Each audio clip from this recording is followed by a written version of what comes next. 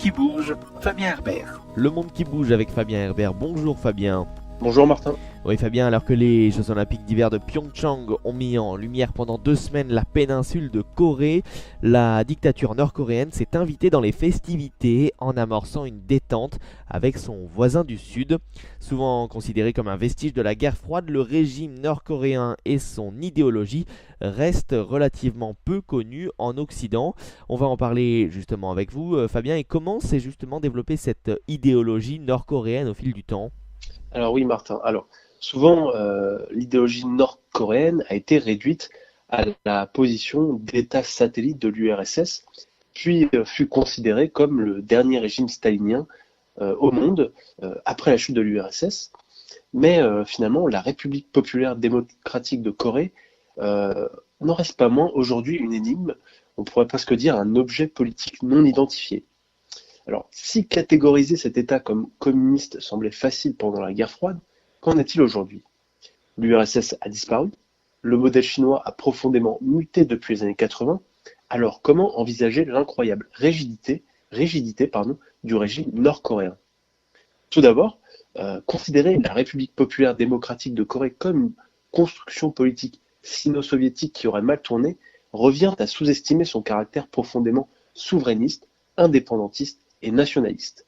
En effet, tout en intégrant les méthodes d'endoctrinement et de terreur propres au régime stalinien, la doctrine Juche de Kim Il-sung y mêle un patriotisme blessé par la colonisation japonaise.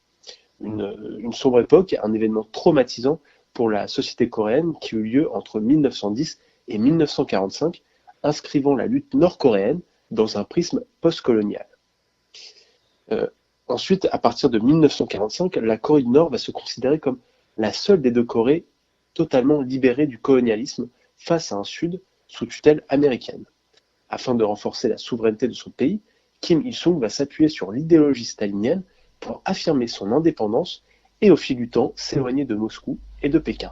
Ouais, et à quel moment, Fabien, la Corée du Nord s'est-elle éloignée de Moscou ? Alors, déjà, il faut noter qu'il existe des différences notables entre l'URSS et la République populaire démocratique de Corée, avant la mort de Staline.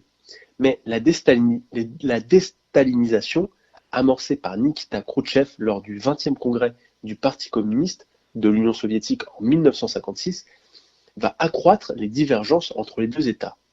Au nom de l'idéologie stalinienne, Kim Il-sung va s'éloigner de l'URSS, devenu à ses yeux un État révisionniste, à tel point qu'en 1960, la Corée du Nord intègre le mouvement des États non alignés et ne peut plus être considérée comme un simple satellite de l'URSS.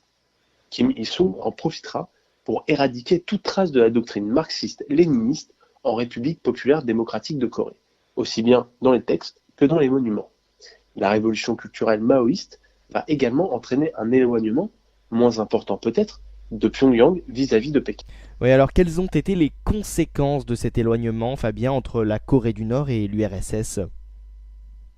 Eh bien, en fait, dès le début des années 60, on peut considérer que la dictature communiste mise en place depuis 1945 est supplantée par une dictature nationaliste entre les mains d'une dynastie, celle des Kim, toujours en place aujourd'hui. Cette doctrine Juche reprend d'à côté plusieurs éléments du communisme, comme l'autonomie militaire, l'autonomie économique et l'indépendance politique, et de l'autre, une structure sociale qui se résume à un patriarcat nationaliste reprenant les codes de l'héritage confucéen. L'autre grande constante de l'idéologie nord-coréenne est son monolithisme autour de la figure tutélaire de Kim Il-sung. Cet aspect est particulièrement visible après la mort du dictateur en 1994, lorsqu'il est érigé au titre de président éternel de la République. Ceci fait de la Corée du Nord un État théocratique, avec un nouveau calendrier qui commence en 1912, l'année de naissance de Kim Il-sung. Un code de conduite est imposé à tous les habitants de la Corée du Nord, avec ce qu'on appelle les 10 principes pour l'établissement d'un système idéologique monolithique.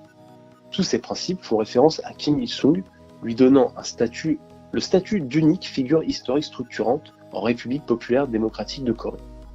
Le but de cette manœuvre étant d'éviter le sort de la postérité de Staline, qu'on a déjà évoqué en URSS, et d'offrir une légitimité politique sans faille à ses descendants. Merci beaucoup Fabien, et on vous retrouve dans quelques semaines. Vous nous parlerez Russie et élections, puisque le 18 mars prochain, Vladimir Poutine sera très probablement réélu à la tête de la Fédération de Russie. A très vite Fabien. Le monde qui bouge, Fabien Herbert.